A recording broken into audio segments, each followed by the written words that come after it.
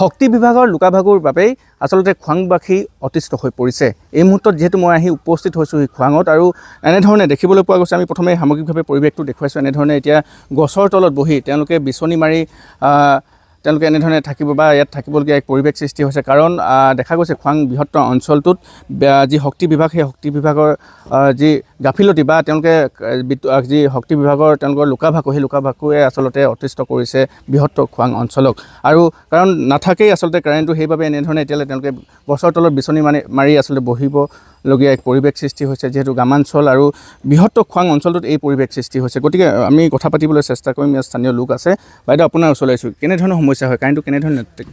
তেনেধৰণে মানে গধূলি টাইমত যদি চাকি বন্তি জ্বলাব নাপায়, মোমবাতিও পোহৰ নিদিয়ে, এই ল'ৰা ছোৱালী পঢ়া শুনাৰ ক্ষেত্ৰত আকৌ এইফালে হেৰি কৰিবলগীয়া হয়। তাৰ কাৰণে আমাৰ দিগদাৰ, সেইকাৰণে আমি অভিযোগ দিবলগীয়া হেৰি হৈছে। এনেকৈ গছৰ তলত বহিব লগা হৈছে। গছৰ তলত বিচনী মাৰি মাৰি দিনভৰ কিমান থাকিবি, ভিতৰত সোমাবই নোৱাৰোঁ গৰমত, একো ভাগে সুবিধাই নাই। বিচনাখনত ভাগৰ মাৰিলেও যাবলৈ সময় নাপাওঁ, ইমানেই বহুত বেয়া। এফালে একদম কচি কচি দাম লৈ ল'ব, হেৰি বিল কাটি দিব, নিদিলেও উপায় নাই। কাৰেণ্টটো নাথাকে মানে? কাৰেণ্টটো যাতেকে নাথাকে। গোটেই খোৱাঙত নাথাকে নে? খোৱাঙতে, গোটেই খোৱাং অঞ্চলতে নাথাকে। হয়, আৰু মহিলা আছে, আমি কথা পাতিবলৈ চেষ্টা কৰিম। আপোনাৰ ওচৰলৈ আহিছোঁ। আচলতে তেওঁলোকে এনেধৰণে দেখিবলৈ পোৱা গৈছে যে গছৰ তলত বহিছে। গতিকে এগৰাকী মহিলা আছে, আমি দেখিছোঁ। বাইদেউ, বিচনী মাৰি আপুনি বহি আছে। বাইদেউ, বিচনী মাৰি বহি আছে কি কাৰণে? দিনটো মানে ৰাতিপুৱাৰ পৰা কাৰেণ্টটো নাথাকে। আমি বাচন বৰ্তন ধুবলৈ ৰখি থাকোঁ, কাৰেণ্টটো আহিব কেতিয়াকৈ কাঁহী বাতি ধুম বুলি। আৰু ইমান গৰমত দিনটো বিচনী মাৰি মাৰি গছ তলতে বহি থাকোঁ। ল'ৰা ছোৱালী পঢ়া শুনাৰ ক্ষেত্ৰতো অসুবিধা, বেমাৰী মানুহ আছে ঘৰত, তেওঁলোকৰ কাৰণেও অসুবিধা হয়। কাৰেণ্টটো দিব লাগে। কিমান মানে কেনেধৰণে, কিমান ঘণ্টা থাকে আৰু কিমান? কেতিয়াবা 10 মিনিটমান আহে আকৌ যায়, কেতিয়াবা আধা ঘণ্টা আহে আকৌ যায়, প্ৰায়ভাগ কাৰেণ্ট নাথাকে, নাহে। হয় হয়, ধন্যবাদ জনাইছোঁ। আৰু এনেধৰণে এতিয়া মহিলাসকল আমি দেখুৱাইছোঁ, তেওঁলোকে গছৰ তলত বহি এনেধৰণে তেওঁলোকে বিচনী মাৰি ইয়াতে তেওঁলোকে থাকিবলগীয়া পৰিৱেশ সৃষ্টি হৈছে। যিহেতু ৰাজ্যত এতিয়া উকত গৰম, আৰু এই উকত গৰমত সকলোকে ধৰিছে। কিন্তু এই খোৱাংবাসী ৰাইজে বিভিন্ন সময়ত সমস্যাৰ সন্মুখীন তেওঁলোকে হৈ আহিছে। মই এজন ব্যক্তি আছোঁ, মই আপোনাৰ ওচৰলৈ আহিছোঁ। দেখা গৈছে বহু সমস্যা, চাবলৈ গ'লে অসমৰ ভিতৰতে হয়তো খোৱাঙতেই আচলতে এনেকুৱা এটা সমস্যা আছে। আচলতে ক'বলৈ দুৰ্ভাগ্যজনক আৰু লাজ লগা বিষয়, যিহেতু আমাৰ যিটো বিদ্যুৎ বিভাগৰ যিটো এটা নজিৰবিহীন যিটো ছিষ্টেম, সেই ছিষ্টেমটোত আমি ক'বলৈ অতিশয় দুখজনক, লজ্জা পাইছোঁ যে বৃহত্তৰ অসমত যিটো সময়ত গ্ৰীষ্ম প্ৰবাহে মানুহক প্ৰভাৱিত কৰিছে, সেই সময়ত খোৱাং অঞ্চলত কাৰেণ্টৰ যিটো লুকাভাকুৰ বিষয়ে বিভিন্ন সংবাদ মাধ্যমত বাতৰি পৰিৱেশন কৰিবলগীয়া পৰিস্থিতি হৈছে। বিভিন্ন ইলেক্ট্ৰনিকেই হওক, আপোনাৰ সংবাদ মাধ্যমত যিহেতু বাতৰি পৰিৱেশন হৈছে, এই কাৰণে পৰিৱেশন কৰিব লগা হৈছে যে কাৰেণ্টৰ যিটো লুকাভাকু, প্ৰত্যেক ঘৰতে দেখিব কোনো নহয় কোনো এজন বয়োজ্যেষ্ঠ লোক আছে, ৰোগীয়া লোক আছে, তেওঁলোকক বিদ্যুতৰ বিশেষ প্ৰয়োজন হয়।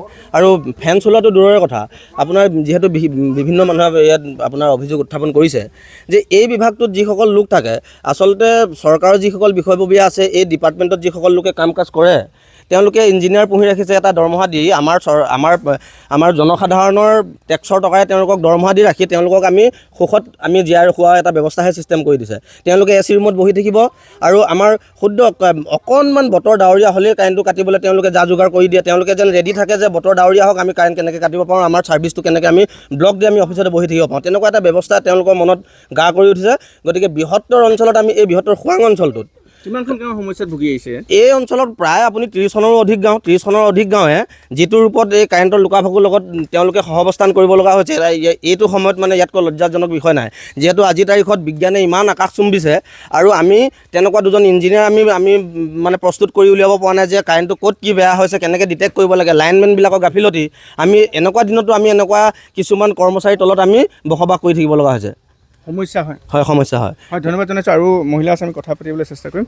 বাইদেউ, আপোনাৰ ওচৰলৈ আহিছোঁ। দেখিছোঁ গোটেই খোৱাং অঞ্চলতে এখন দুখন নহয়, গোটেই কাৰণে এতিয়া গধূলি পৰ্যায়ত এতিয়া কাৰেণ্টে নাই। চাওকচোন কেনেকৈ ভিতৰলৈ সোমাব। দিনতো যদি আমি বাহিৰত থাকোঁ, ৰাতিও যদি বাহিৰত থাকোঁ, থাকিবলগীয়া গছৰ তলত থাকিবলগীয়া পৰিছে। কেনেকুৱা সমস্যা। আৰু যেতিয়া বিলটো হ'লে একদম কচি ল'ব, কিন্তু হেৰিটো কাৰেণ্টটো বকা নিদিয়ে।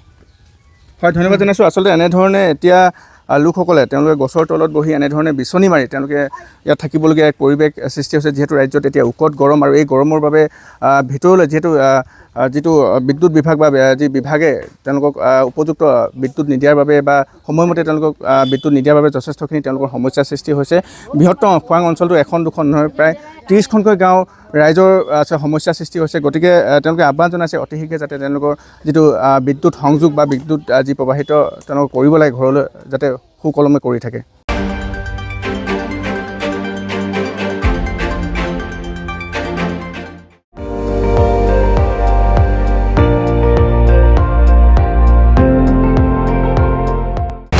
আপুনি চাই আছে ND24 সৰ্বশ্ৰেষ্ঠ নহয় সৰ্বোত্তমৰ দৌৰ